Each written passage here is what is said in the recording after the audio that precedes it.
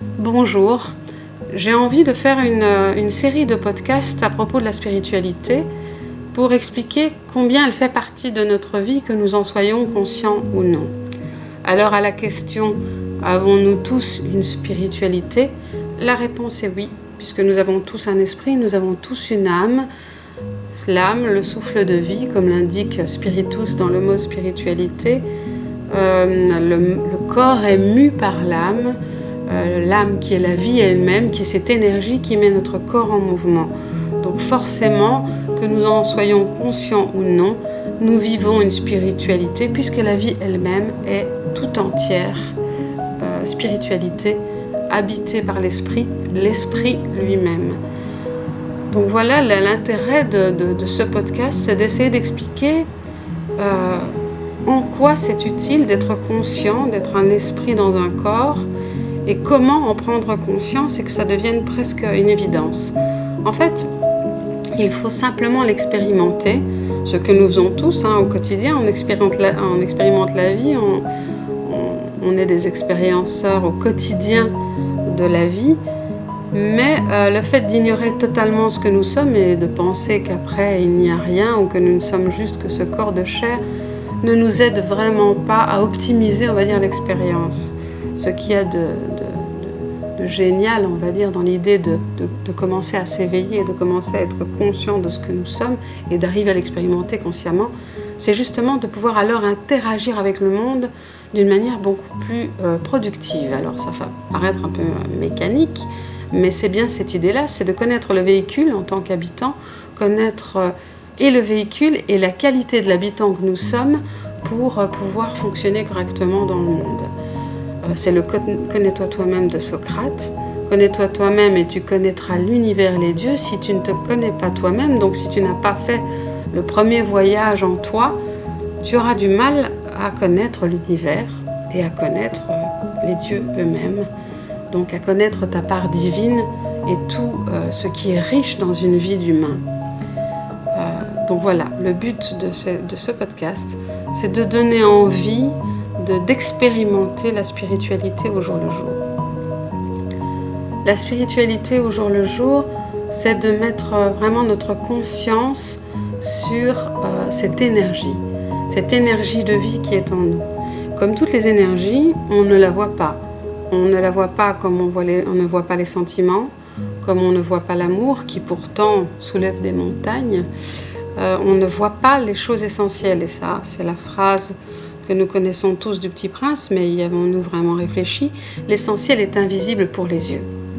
Vraiment, ce qui est essentiel est invisible pour les yeux.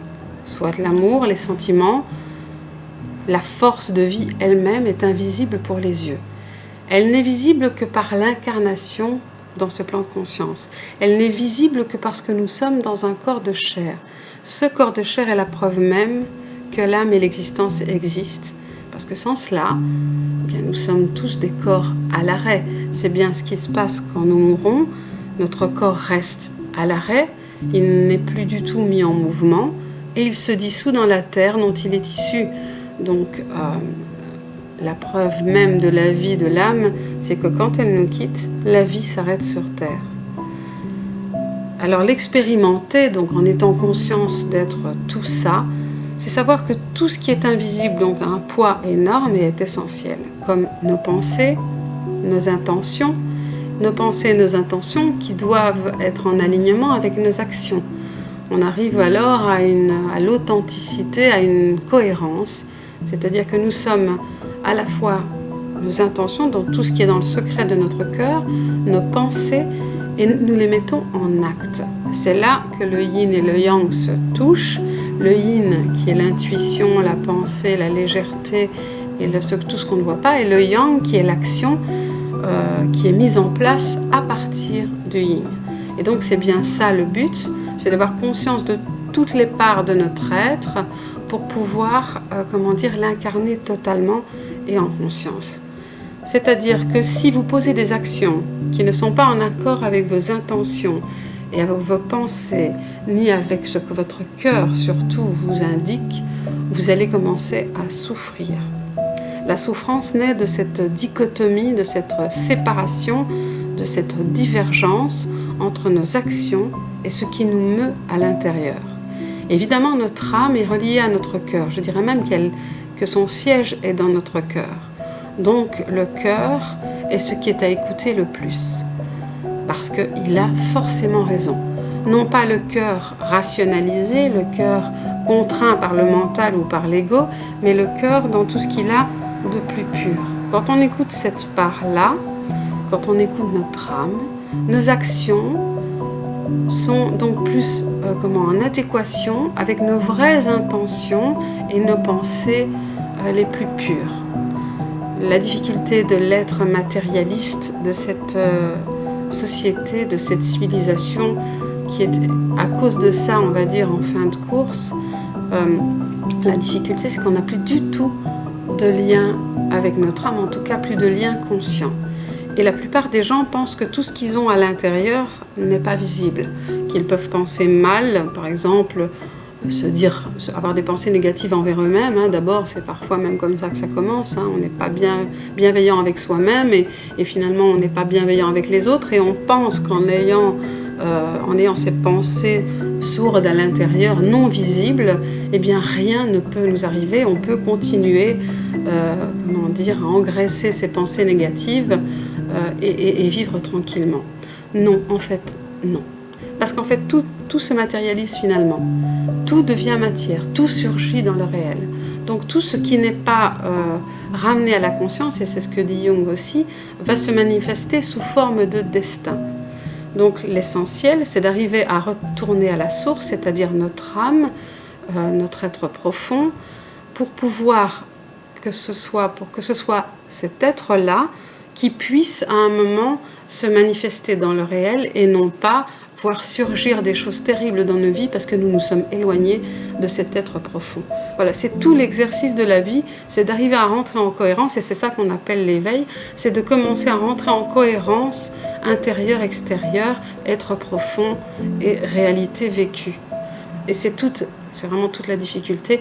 Et la vie nous amène plusieurs fois, par la maladie, par les accidents, par des expériences plus complexes, à nous souvenir que nous devons retourner chercher en nous cet être-là. C'est bien pour ça que nous avons tous une spiritualité, parce que nous ne pouvons pas y échapper d'une façon ou d'une autre. Nous serons ramenés à un besoin et à une urgence de conscience pour pouvoir vivre en alignement. Quand on commence à vivre conscient de sa spiritualité et en alignement, donc sachant que nos intentions, nos pensées doivent correspondre à ce que nous mettons en action, quand nous commençons à vivre comme ça, les choses s'alignent. Les choses deviennent plus justes, plus belles, et globalement on attire des personnes plus alignées avec l'être profond, donc forcément plus positives, qui vont moins venir nous mettre à l'épreuve, moins venir nous chercher et nous bousculer et nous blesser. Tant qu'il y a une blessure dans le réel, qu'elle soit physique, mentale, psychologique ou de cœur, tant qu'il y a une blessure, c'est qu'il y a quelque chose à aller travailler, à aller rechercher dans l'être profond et à reconnecter dans notre intériorité. L'enfant intérieur, qui est un archétype qui permet de visualiser la pureté de ce que nous sommes et de lui donner quelque part un visage, c'est-à-dire l'enfant que nous avons été, contenait et contient toujours à l'intérieur de nous cette pureté, cet être profond, symbolise cet être profond auquel nous pouvons avoir accès et dont nous devons prendre soin afin que notre mental soit toujours à l'écoute de cette part essentielle de l'âme, du souffle, de la vie. Donc voilà, en résumé, nous avons tous une spiritualité parce que nous sommes confrontés à l'esprit et à la réalisation de l'esprit sur Terre. C'est bien ça, l'idée de l'incarnation elle-même, c'est de réaliser l'esprit sur Terre, que le spiritus devienne action, devienne l'être lui-même. Et donc voilà, ça nous est donné plusieurs fois dans une vie et dans toutes nos vies. Nous revenons parfois à l'exercice plusieurs fois pour ça, je dirais même tous à l'exercice plusieurs fois pour ça, pour incarner cette spiritualité dans notre réalité et dans le corps qui nous a été donné dans cette vie-ci. Voilà.